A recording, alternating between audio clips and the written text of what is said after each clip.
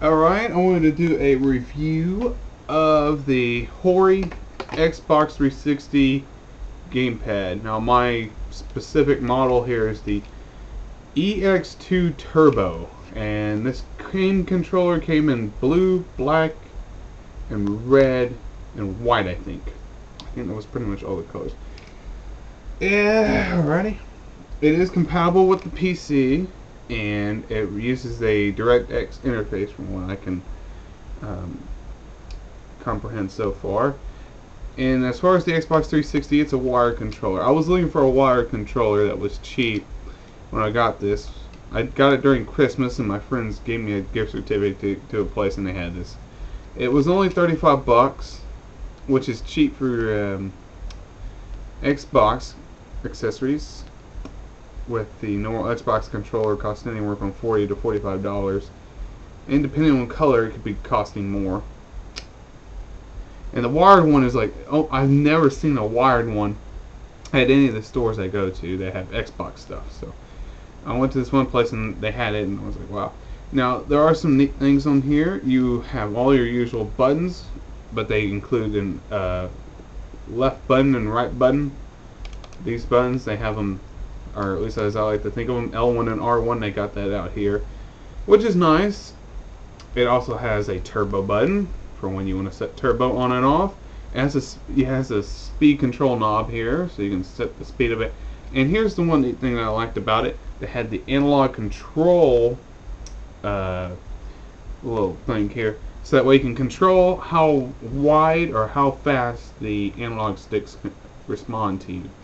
So I haven't played too many games on the Xbox 360 with this because I love using my wireless controller, but one game I have experienced it between the regular Xbox controller and the Hori pad is Mirror's Edge. Now, the Hori pad, when I played this game, it is really different as far as the control I can get, the precision.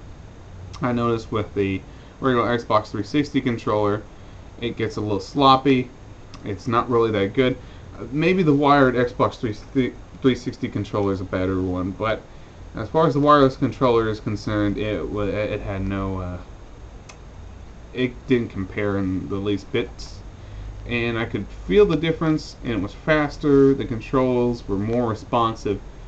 It really did feel good, and I don't have many shooters except for Left 4 Dead at this minute that I could try it on. I'll have to try it tonight or tomorrow, but I'm pretty sure that if you're playing a shooter game and you want fast action, or you want to be able to control how fast your analog sticks respond, it would be really great for that. I haven't tried it with Street Fighter 4 yet, but I'm not much of a Street Fighter 4 fan, so I'll have to wait until I get in the mood for it. Now, as far as PC gaming, I've tried it out with Grand Theft Auto 3 and Grand Theft Auto Vice City.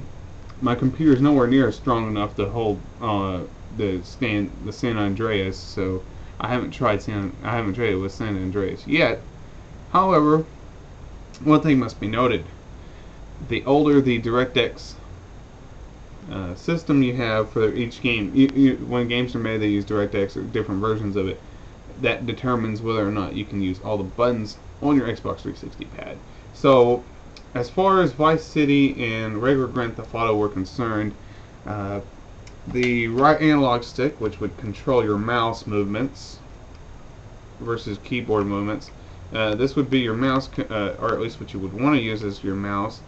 It requires you to use a program that takes the input coming off the second analog stick and turns it into a signal that would be for the mouse. And you have to have one of these programs. They're out there. There are some free ones, so be ready to learn how to do that. Now, in most games, it'll recognize the D-pad almost automatically. It'll recognize almost everything, but they did not recognize the L and R triggers, and I don't know why. Possibly again because of the interface. But it will recognize back, start, pushing down the left analog stick, pushing down the right analog stick. It'll recognize your directional D-pad there. It'll recognize all the face buttons and left and right buttons. So at least it gets almost everything, and that's pretty good. One thing I did notice about this controller is it does come apart. It has this special connector. I don't know why they make it to where you can take it apart. I don't understand why they do that, but it's a feature of the controller. I don't know why. I just don't know why. Wish I knew. Maybe maybe you can use this on a regular Xbox, perhaps. I don't have a regular Xbox laying around, so if you got this weird L connection, I don't know if the camera will be able to focus this in, but if you have that weird L connection, maybe that's what it will be able to work with. I don't know. I don't have original Xbox in my house. Now, what do I recommend this controller for? If you're somebody who plays a lot of PC games, this may not be your favorite controller for long, because if you're playing older games and you need to use the L and R buttons, or you think you might want to use them and they don't work, be prepared for some weird buttons. I've been playing the Grand Theft Auto series on the computer with this, and let me tell you, it's a different world trying to get everything to work. I end up using this for my handbrake in that game, so yeah, it does get a little confusing. However, if you would like to emulate NES, Super Nintendo, Sega Genesis, TurboGrafx, most of the arcade machines, I was able to handle the emulation with this controller. Most of the stuff that I play on emulators did work. With Nintendo, you can set the buttons however you want. With Super Nintendo, it has that 4-button layout to begin with, and it has the select and start buttons here, so you can turn those into select and start buttons, even though it's back and start, but oh well.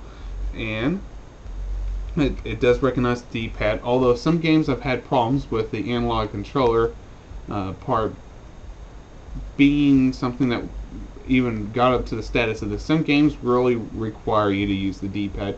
Other games aren't so sticky icky about it, because I've had games where it was almost required to use this D-pad, because otherwise trying to do it with the analog stick, it just didn't work.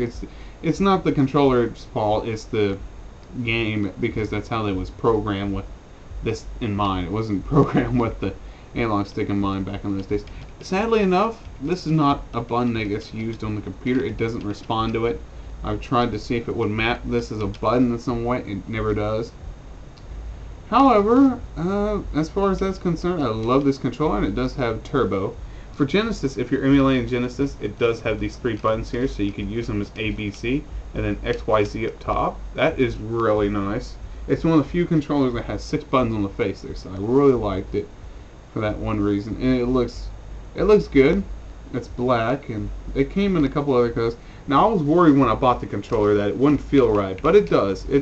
It feels okay for a Xbox controller, and I really like it for that fact. It did feel good. So yeah, all in all, if you don't want to pay $45 and get a Microsoft one, the Hori pad, Hori, I think is how it's actually pronounced. Not 100% sure. But anyways, either way you want to pronounce it, Hori or Hori, it's a good controller to buy, and I would suggest going after it. And for $40 almost, after taxes and all that other stuff, it's a really decent controller. I actually liked it a lot. I haven't tried the Mad Catz yet, so I want to try a Mad Catz microcontroller, because I love the microcontrollers. And I think this might be a new thing I might be doing. I might try and review all the third-party stuff I had in my house. But here you go. So if you get a chance, get this pad for your Xbox or for your PC if you're really into emulated gaming. And I used this on the Ninja Gaiden walkthrough, and it was perfect. So there you go. I love it.